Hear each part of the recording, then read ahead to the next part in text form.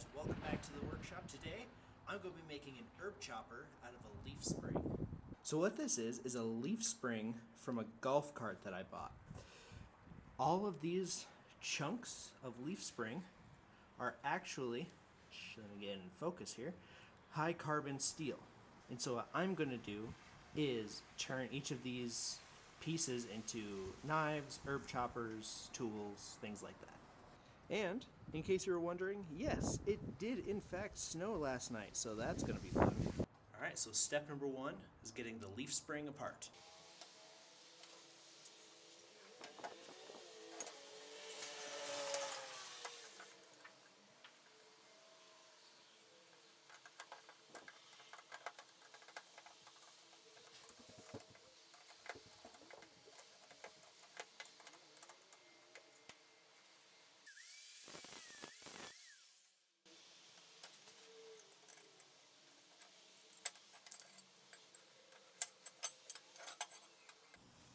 Oh look, it's like a little Christmas tree.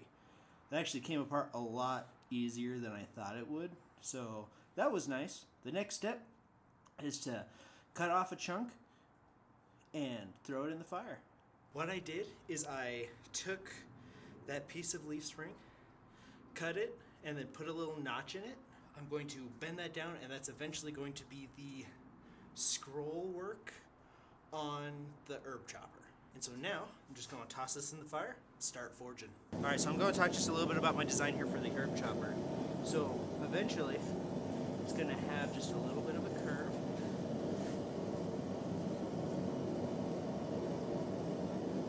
Kind of like almost similar to like an axe head almost. And then this part is going to loop up and around.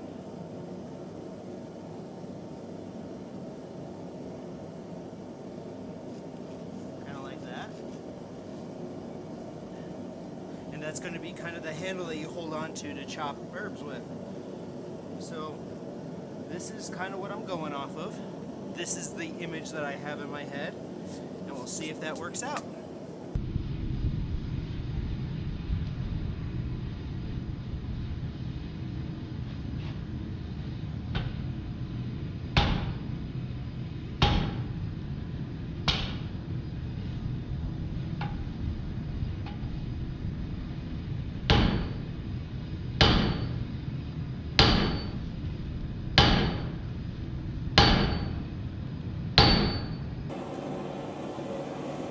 So what I'm doing is drawing out this part of the leaf spring to be kind of, it's going to eventually be a scroll that loops up and over.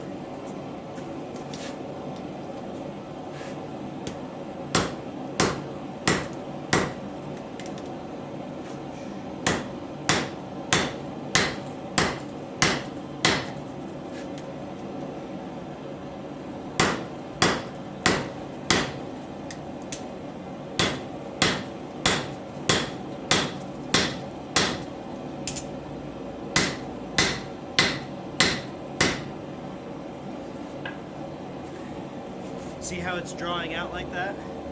So that will hopefully be long enough to loop up and over.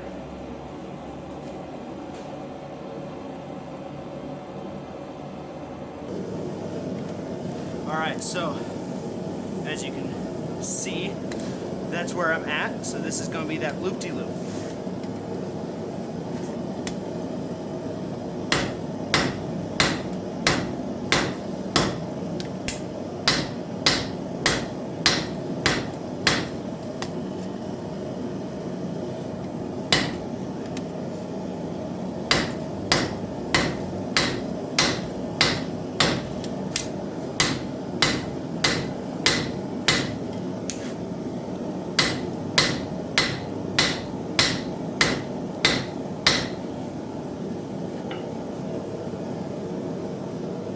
It's important while you're spreading, while you're drawing this out, that this doesn't get too fat. Because if it gets fatter than this, it's going to be kind of weird looping it out, and you're also wasting material when you could just have it be the same thickness all the way around.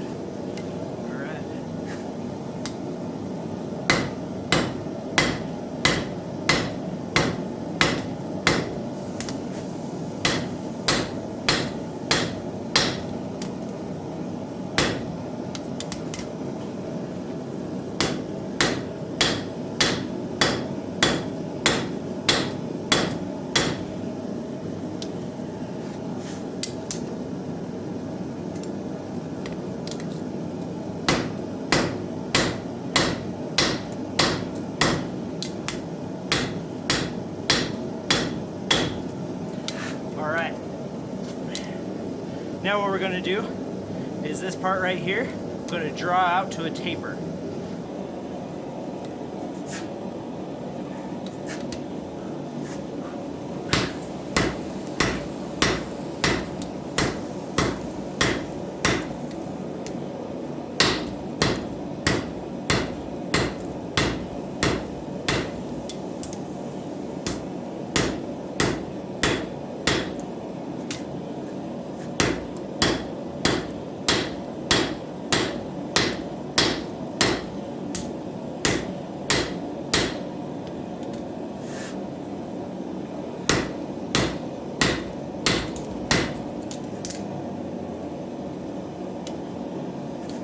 So I use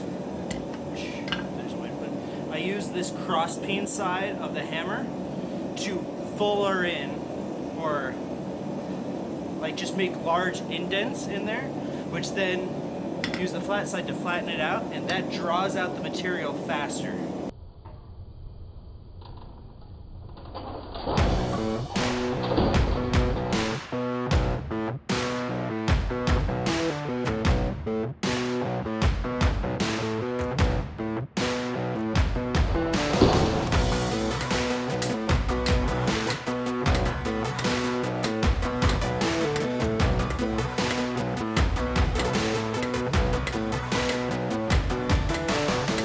One of the things about forging in winter is it's still hot. Like, you can see my breath. I am sweating a lot right now just because this is really hot. Like, really hot. If I remember correctly, it does get up to forge welding temperature, which I believe is about 17 or 1800 degrees. And I've actually burned metal in there. Like, I've burnt it so bad that it's unusable.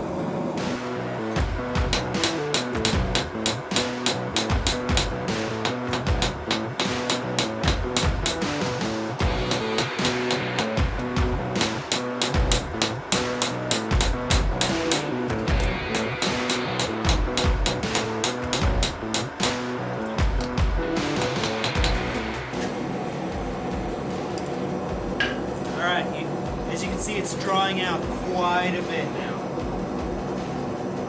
So we're actually, because it's got kind of a pretty good taper, I'm going to clean it up and then measure and see how long it is, and see if that's the length that we need, or see if it needs to get a little bit longer. I think it does need to get a little bit longer, but we'll see.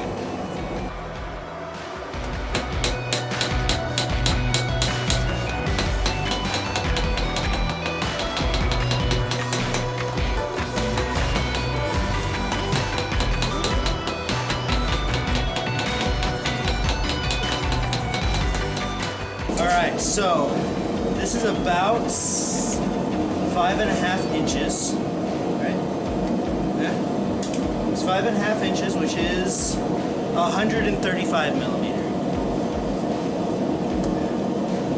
That needs to get drawn out just a little bit longer, probably to just about 6 inches, and then we'll scroll it, and then we'll work on the bevels.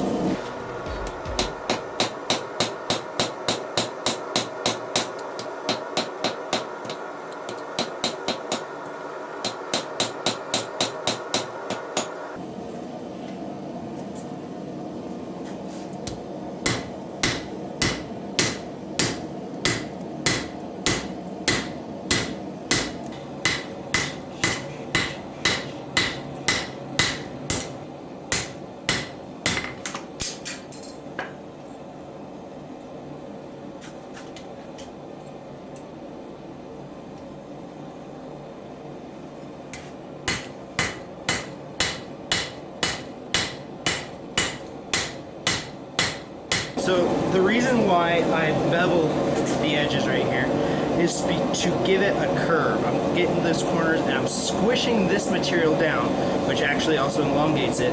But then because this material on the end stays thick, it curves the material. That's how you get the nice curve in knives and swords and whatever, and in kitchen utensils like an herb chopper.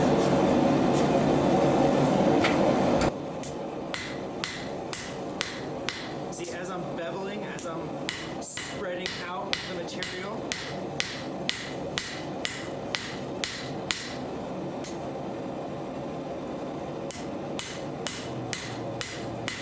it's curving it like that.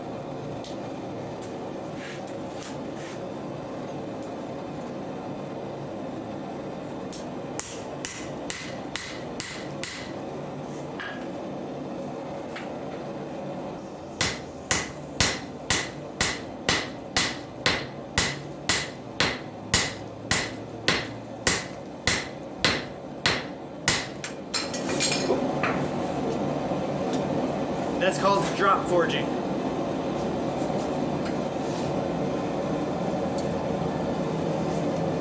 You can't really say that you forged it until you've dropped it. What I said about drop forging is not really true. It's just kind of an in-joke, you know? Boo! So, now that I've got the bevels roughed in, I'm going to take this, make the scroll, put my touch mark on it, and then grind in the bevels and get it ready for heat treat. And so here is my touch mark. It says DL right there, so that's cool, you know, and it's Daniel. And it's made out of rebar, and it's really not that great. Eventually I'm gonna make one out of spring steel, like a leaf coil spring. I just haven't had the time yet. And this one still just, you know, does the job well. I hardened it as best I could, and it's good to go.